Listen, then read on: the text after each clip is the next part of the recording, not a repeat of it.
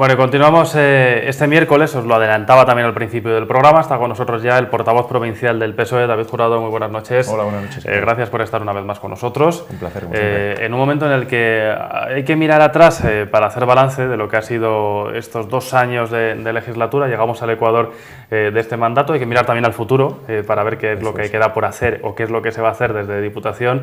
Y yo creo que la primera pregunta es obligada para saber la opinión del PSOE respecto a cómo han transcurrido para la institución provincial estos 2 años de un mandato en el que luego vamos a hablar de algunos cambios que sí que se han ido produciendo poco a poco.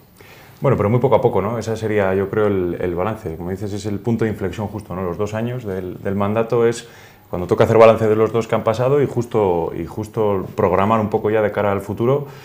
Bueno, porque el último año, pues ya sabemos lo que pasa, ¿no? Que nos metemos en la vorágine electoral y cambian un poco las dinámicas de trabajo. Pero, como decía, el balance de estos 2 años, más de lo mismo en la Diputación, ¿no? Salvo algunos cambios puntuales, como decías, que seguro que comentamos, pero... Y eso es un problema en la Diputación, porque es una institución que lleva gobernada prácticamente en su totalidad por parte del Partido Popular, con una mayoría absoluta que la ha estancado, ¿no? La ha estancado, no ha permitido que genere inercias en la provincia, ¿no? Es una institución, como digo, estancada y con pocos cambios. Ese sería el balance. Algunos grupos hemos intentado, pero muchas veces chocamos con esa mayoría absoluta del Partido Popular. David, cuando se desarrollaban las pasadas elecciones y se conformaba el nuevo organigrama en la Diputación, había un debate sobre la mesa sobre la necesidad o no de estas diputaciones, de estas instituciones. ¿Esto está superado ya, cuando han pasado ya 2 años de esos comicios? No, se sigue debatiendo y me temo que se seguirá debatiendo, ¿no? Largo y tendido durante todos estos años. Nosotros en el PSOE siempre hemos mantenido una posición, y es que es necesario que los ayuntamientos, sobre todo en provincias como la nuestra, con ayuntamientos tan pequeños y tan dispersos, tengan una institución supramunicipal que les preste atención, pero lo que hemos dicho siempre es que si el modelo va a ser el de esta Diputación provincial, casi es mejor que prescindamos de ellas. Es decir, ¿queremos una institución supramunicipal? Sí. ¿Como la Diputación de Burgos? No, por lo que decía antes, porque está anclada en el pasado. Sigue haciendo lo mismo de siempre, lanzando las mismas subvenciones de siempre y no da dinamismo a la provincia. Por lo tanto, lo que nos gustaría es que hubiese un verdadero cambio de modelo de esta institución supramunicipal, que nos da igual si le llamamos Diputación Provincial, Consejo de Alcaldes, como propusimos nosotros o como sea, pero que sea útil de verdad para los ayuntamientos, porque si no, pues vemos cómo vamos abocándoles al fracaso. Estamos en un momento en el que se habla mucho de palabras como diálogo, como consenso. ¿Qué hay de esto en la Diputación de Burgos a día de hoy y durante este periodo? Bueno, pues hay que reconocer que, pese a la mayoría absoluta que tiene el Partido Popular en este mandato por la mínima, por un solo diputado provincial más que el resto de los grupos de oposición, suele haber algún intento, algunos, de consensuar o de acordar con algunos grupos de la Diputación. Nosotros desde el principio recogimos ese guante, aun sabiendo que, como digo, que el Partido Popular tiene mayoría y que puede hacer, para entendernos, lo que le dé la gana, dentro de la legalidad, evidentemente, pero lo que le dé la gana políticamente. Sí que entendimos que siempre que pudiéramos influir y proponer cosas, lo íbamos a hacer, y así lo hemos venido haciendo hasta ahora. Es verdad que en las últimas semanas hemos vivido un punto de inflexión, que ha sido esa fallida inicialmente y después se ha consumado moción de censura en Quintanar de la Sierra, que no nos gustaron nada, no en sí la moción de censura, que es un instrumento perfectamente válido, pero sí las formas y la disposición que ha tenido el Partido Popular de prestar toda la maquinaria de la Diputación Provincial a favor de esa moción de censura. Y bueno, pues hemos tomado la decisión de quizá no ser tan responsables con un partido que no lo merece como es el Partido Popular, pero hasta ahora, desde luego, sí que hemos intentado, como digo, aportar. Cada vez que se ha debatido presupuestos hemos hecho nuestras enmiendas con sus correspondientes partidas, trayendo los fondos de donde queríamos. Hemos hecho propuestas como la Asamblea de Alcaldes, que se está trabajando, el Reglamento de Publicidad Institucional, que se está trabajando también en el seno de la corporación, y veremos a ver cómo evoluciona después de este punto de inflexión que comentaba. Ya que sacas a colación la moción de censura en Quintanar, aquí tampoco habéis estado solos. Ayer, por ejemplo, decía el portavoz de Ciudadanos, mostraba su perplejidad, decía, bueno, hay ayuntamientos que están meses esperando un secretario. ¿Cómo se ha agilizado aquí todo, no? ¿Es a lo que te referías? Eso es lo que me refería, porque en el fondo la moción, bueno, como digo, es un instrumento válido, extraño, porque en este caso pacta la moción de censura el Partido Popular de Quintanar con Asamblea Quintanar, que es un grupo, una candidatura independiente, pero próxima a Podemos, como todo el mundo sabe, por mucho que se nieguen, ¿no? Por lo tanto, la extraña pareja de baile que se ha formado en este caso, ¿no? Entre Podemos y el Partido Popular, pero eso lo tendrán que explicar quienes procedan. Nosotros, desde el caso de la Diputación, el enfado o o la crítica que hacemos es esa, ¿no? Ese clientelismo y ese caciquismo, incluso podríamos decir, porque en este caso hasta es un poco cacique, ¿no? El hecho de poner una institución tan importante como la Diputación Provincial al servicio de una moción de censura a nosotros nos parece grave. Y es que la gente tiene que saberlo. Se produjo un primer debate de esa moción de censura, fallido, porque faltaba la secretaria del Ayuntamiento de Quintanar, que está disfrutando de su baja maternal.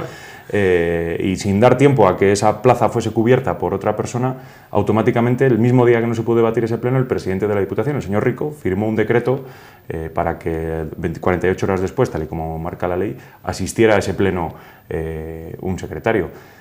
No estaría mal si no hubiese pasado en otras ocasiones donde sí que hacía falta esa asistencia por parte de municipios, como en el caso de Quintanar, que la alcaldesa reclamaba asistencia a la Diputación, en el que no se le prestaba. Hasta en 3 ocasiones se le ha denegado esa asistencia y cuando los intereses del Partido Popular son los que estaban en juego, ahí acudió el presidente. Eso es hacer un flaco favor a la institución y usarla, como digo, de una forma muy clientelar y muy caciquil. ¿Cómo está siendo esa gestión del Partido Popular al frente de una diputación que presumía hace 2 años de reducción de deuda, de una situación económica saneada en comparación con otras provincias y que desde el equipo de gobierno se miraba al futuro con optimismo? Sí, no le falta razón al Partido Popular, yo solo reconozco que es una diputación saneada, con unas cuentas, eso es cierto, pero ¿de qué nos sirve eso si no es para trasladarlo a la provincia y generar ese dinamismo del que yo hablaba, ¿no?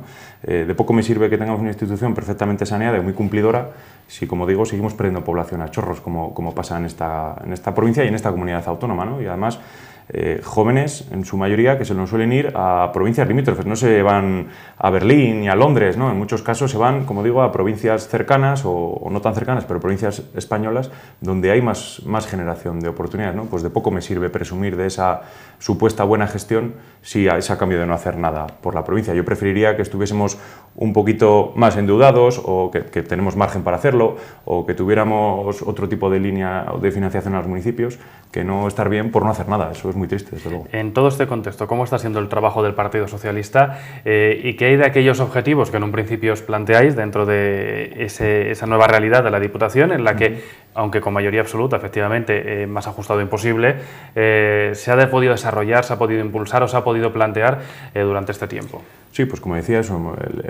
lo que intentábamos siempre era hacer la labor de oposición que nos encargaron los ciudadanos, con nuestros 7 diputados provinciales, el equipo de diputados provinciales, hacer una labor de oposición responsable, crítica cuando ha tenido que serlo, y se me ocurren innumerables ocasiones, y constructiva también cuando consideramos que debía serlo, ¿no? Hasta ahora ha sido así, insisto, después de este punto de inflexión de Quintanar veremos a ver cómo transcurren estos 2 años. Desde luego la posición del PP no está siendo nada halagüeña, no nos necesitan para nada, ellos sabrán con quién quieren contar o con quién no para estos 2 años que restan, pero estos 2 años, insisto, han sido, como digo, constructivos. Para nosotros se han conseguido objetivos importantes, el de la Asamblea de Alcaldes que hablaba, que era un órgano que habíamos impulsado y que teníamos ganas de crear para que los alcaldes y alcaldesas de la provincia tuvieran una voz más directa en la Diputación. Hace poco hemos presentado una batería de medidas para incentivar pues ese dinamismo económico y esa generación de oportunidades en el medio rural, y ahí sí que hemos conseguido también que se apruebe esa iniciativa. Es decir, hemos ido aportando lo que nosotros veíamos, y una cosa muy importante también que se me olvidaba, ir avanzando hacia una financiación incondicionada. No lo hemos conseguido del todo, pero vamos dando pasitos. Ahí hemos doblado una rodilla, no las 2, al equipo de gobierno en mayoría absoluta, y este año, si recordáis que alguna vez lo hemos comentado, se han agrupado algunas subvenciones para facilitar la tramitación de esas líneas. Bueno, nosotros queremos avanzar un poquito más, cambiar el concepto de subvención por el de financiación y que la financiación sea incondicionada, pero vamos dando esos pasitos, como digo, frente a una maquinaria burocrática y política tan fuerte como es la de la Diputación. ¿Se va a conseguir ese objetivo? Porque cuando se habla de planes provinciales, se habla de este tipo de ayudas, el Partido Popular dice, bueno, se ha avanzado ya bastante y tenemos 7 veces más, o 3 veces más, perdón, de lo que se tenía hace 7 años en este sentido a la hora de destinar a los municipios. Bueno, eso no es verdad, en todo caso será de fondos propios, pero no es verdad que exista más dinero, porque desde el año 2011 tanto Gobierno Central como Junta de Castilla y León dejaron de aportar su parte correspondiente que hacían a los fondos de cooperación local, a los planes provinciales, como los solemos, planes de obras y servicios, como se conocen oficialmente, ¿no? Por lo tanto, desde el 2011 los municipios han visto muy mermada su financiación de obras y servicios. Se han quedado solo los 13 del año pasado y los 16 millones de este año con fondos propios de la propia Diputación, pero antes era el triple o incluso más del triple en años anteriores. ¿Cómo están recibiendo los alcaldes estos cambios en ese sentido a la hora de poder gestionar aquel dinero que, para que la gente nos entienda, van a poder decidir, ¿no?, a qué emplear? Hasta ahora venían más teledirigidos, lo hemos hablado en otras ocasiones, ahora tienen mayor libertad. ¿Qué trasladan los alcaldes socialistas, en este caso, a vuestro grupo a la hora de decidir o a la hora de plantear afrontar esta nueva realidad? Bueno, lo que te comentaba, ¿no?, que les gustaría, por eso nosotros lo defendemos también, ¿no?, porque es la propuesta también que surge de los alcaldes y alcaldesas, que son los que están todo el día. Les gustaría avanzar hacia una financiación aún más incondicionada. Es decir, que si un municipio necesita esa financiación para gasto corriente, puede hacerlo, que hasta ahora no podía. Este año hemos conseguido que un 30% de esa financiación sea para gasto corriente. Si uno lo necesita en pavimentación de calles, pues para lo que se necesite en cada municipio. Les gustaría que avanzara más hacia ese objetivo de financiación incondicionada, ¿no? Pero como digo, hemos dado pasitos y en esta agrupación, porque tampoco podemos llamarlo financiación incondicionada, lo que se ha conseguido este año, es más una agrupación, ¿no?, de subvenciones que, aunque no nos guste mucho, es verdad que, bueno, va a facilitar en alguna medida algunos trámites burocráticos a los ayuntamientos, que en muchos casos también es una cosa importante, porque son ayuntamientos pequeños donde, pues eso, falta esa maquinaria administrativa que sí que tienen otras instituciones y que para los alcaldes es complicado, ¿no?, mantener toda esa línea, todas esas justificaciones, todos esos trámites burocráticos. Una de las promesas del Partido Popular en este periodo, David, era intentar avanzar en lo que a competencias impropias se refiere. Las residencias es el ejemplo al que todos acudimos cuando hablamos de este tipo de financiación, y había también una serie de plazos para intentar avanzar en este objetivo. ¿Qué ha pasado con estas competencias impropias? Bueno, pues lo que ha pasado es lo de siempre, ¿no?, la palabrería del Partido Popular. Yo no tenía ninguna esperanza de que pasara y por desgracia no ha pasado. Recuerdo al señor Rico, al presidente, en el año 2015, finales, cuando debatíamos los presupuestos, decir que 2016 iba a ser un año de transición. Podemos recuperar la hemeroteca, un año de transición hacia la cesión de esas competencias impropias a la Junta, en este caso, con las residencias, que es lo que corresponde. Ha pasado el año 2016, eso no ha pasado. Estamos en el año 2017, no va a pasar, y me temo que en estos 2 años de mandato que quedan no van a pasar, porque vemos a un Partido Popular que aquí en la provincia dice y hace mucho, no solo con esto, sino con las infraestructuras, con cualquier cosa que suponga exigir a los superiores, a los del Partido Popular de Castilla y León o de la Nación. Aquí habla mucho, pero allí hace poco. Cuando toca votar estas cosas en las Cortes de Castilla y León o en el Congreso o en el Senado, luego vota lo que marca la disciplina de partido, por lo tanto no es tan reivindicativo. Y en el caso de las residencias concreto que mencionabas, creo que no va a ser así, porque de hecho el acuerdo marco de servicios sociales, que es ese acuerdo que firma la Junta de Castilla y León con las corporaciones locales, en este caso con la Diputación, para financiar esos servicios sociales básicos, como es el de las residencias, sigue sin firmarse. Y en el año 2016, este que decía el presidente Rico que iba a ser de transición ha caducado y seguimos sin ese tipo de acuerdo de financiación de servicios sociales. ¿Por qué es tanto problema que se mantengan esas competencias impropias? ¿Qué supone para las arcas provinciales y cómo afecta esto a los municipios? Pues muy fácilmente. Supone que 1/5 del presupuesto de la institución provincial, que aproximadamente son 100 millones, algo más, 112 millones, 1/5, un 20% de ese presupuesto se va directamente a sufragar ese gasto que suponen las 5 residencias, que es una competencia impropia. Que eso quiere decir que debería estar prestando, o al menos financiando, otra administración, en este caso la competente, que es la Junta de Castilla y León. Por lo tanto, prestar ese servicio, que está muy bien y que nosotros queremos que se siga prestando en la provincia, pero por parte de quien le corresponde, pues detrae un 20% de fondos que podrían estar llegando a los municipios, pues eso, para esas inversiones, para esas calles, para esa generación de oportunidades económicas y laborales para los jóvenes del entorno rural. Eso es lo que supone. Ahí es nada. Cada vez que nos vemos y hacemos un balance, David, hay que hablar de Garoña, hay que hablar de la central, porque es otro de esos temas que están estancados en el tiempo, con alguna novedad respecto a lo que podíamos haber hablado hace unos meses por aquello de las posiciones, ahora mismo de las propietarias de las eléctricas de la central, y una posición del Partido Popular, del equipo de gobierno provincial, que insiste en que tiene que seguir abierta porque supone generación de riqueza, generación de empleo y un mantenimiento, dicen, frente a algo que no existe ni nunca ha existido, que es un plan de reindustrialización. Bueno, ese es el problema, que nunca ha existido ese plan de reindustrialización, ¿no? Tanto las centrales nucleares como la minería llevaban aparejados unos fondos importantes para ir reconvirtiendo esa actividad, porque todo el mundo sabe que la extracción minera o que una central nuclear es una industria y una actividad económica con fecha de caducidad. Aquí nadie ha visto esos fondos, ¿no? Y bueno, la posición del Partido Popular ahora en la provincia de Burgos es lamentable, es decirlo así de contundente, es lamentable. Creo que son los únicos ya que siguen pidiendo por favor, incluso hemos pasado por el bochorno de ver a una consejera de Hacienda de Castilla y León decir que iba a gravar con un impuesto el cierre, no la apertura, sino el cierre de una central nuclear, una industria, iba a gravarlo con un impuesto en caso de que las propietarias, Nuclenor, Endesa y Iberdrola, decidieran cerrar la central, ¿no? Es una posición bochornosa que, insisto, prácticamente se lo mantienen ya, pues eso, el PP de Burgos y de Castilla y León, ¿no? Cuando todo el mundo sabe que esa central tiene un decreto de cierre y que no quieren mantener abierta ni las propias centrales, ni las propias, eléctricas, compañías eléctricas propietarias, pues porque no les sale a cuenta. La han usado como moneda de cambio para conseguir sus propósitos, que era el de ampliar la vida del parque nuclear español hasta los 60 o quién sabe cuántos años, y que ahora que han conseguido ese objetivo, Garoña la desechan. Y ahí se queda el PP solo con la bandera de reabrir Garoña. ¿Qué supone para 3 comarcas en este caso, David, el hecho de que no se esté actuando y se mantenga con esa incertidumbre el futuro de la planta? Pues eso es lo que supone, ¿no? Una incertidumbre para los pocos trabajadores que quedan vinculados a la central, ¿no? Lo que había que haber hecho estos años era haber mantenido el plan Reindus y el plan Garoña, que se puso en marcha con el último gobierno socialista de Zapatero, cuando se decretó el cierre de la central, y haber apostado por la inversión en esas comarcas y en esos municipios, ¿no? De la zona de influencia de Garoña, pues eso, para poder tejer esas alternativas que absorbieran esos empleos que se van a ir progresivamente destruyendo en el caso de cierre de la central. El PP ha preferido jugar con la incertidumbre de esas familias y de esos trabajadores, enfrentándolos frente a los que decíamos que había que cerrar esa central, y bueno, ese ha sido el juego del Partido Popular, muy lamentable, como digo. Otro de los temas que siempre está sobre la mesa es Treviño, David.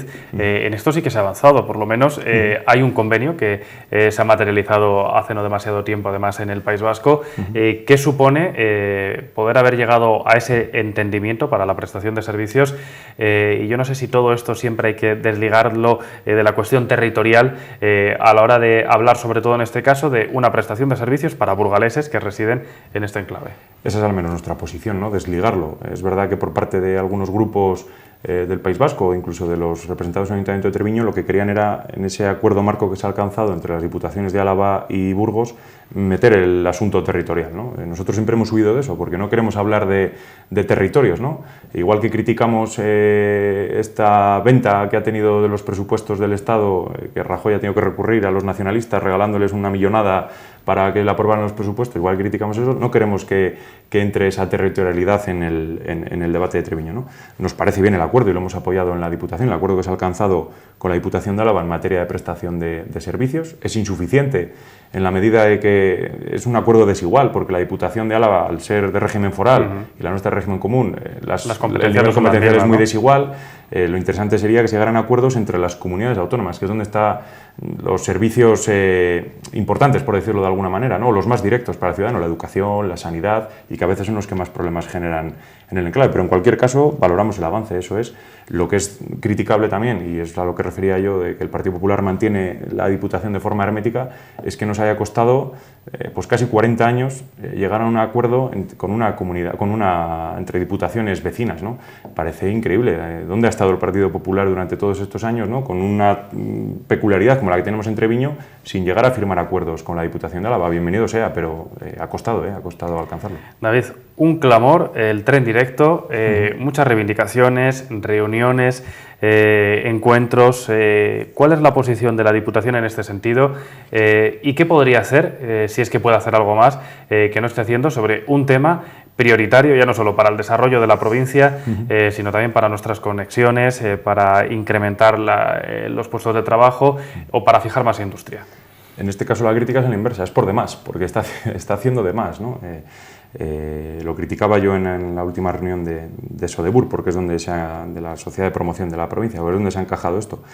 Parece increíble que todo un ministerio como es el de Fomento cargue, como se suele decir en derecho, ¿no? La prueba de culpa, creo que se dice, o algo así, cargue el peso de la prueba sobre la institución más débil en este caso, porque recuerdo cuando fueron el alcalde y el presidente de la Diputación a Madrid a pedir, por favor, en ese paripé de reivindicaciones que hace el Partido Popular con sus superiores, porque luego sabemos que no es así, porque luego cuando hay que votar en los presupuestos, por esas vías y por esas comunicaciones no lo vota, pero en esa reunión que tuvieron, el ministro les dijo: si ustedes me demuestran que esa vía es rentable, me comprometo a estudiarlo. Pero lo que yo digo es, no, oiga, tiene que ser al revés. Tiene que ser el Ministerio de Fomento, Adif y los competentes en la materia los que analicen la viabilidad de ese proyecto, ¿no? Pues bueno, en este caso plegaron una vez más el alcalde y el presidente de la Diputación y se trajeron para casa el encargo de hacer ese estudio, y en eso estamos. Desde la Diputación Provincial, en colaboración con la Junta de Castilla y León, se está haciendo ese estudio de viabilidad, que recientemente también veíamos, como en una reunión con el Puerto de Bilbao.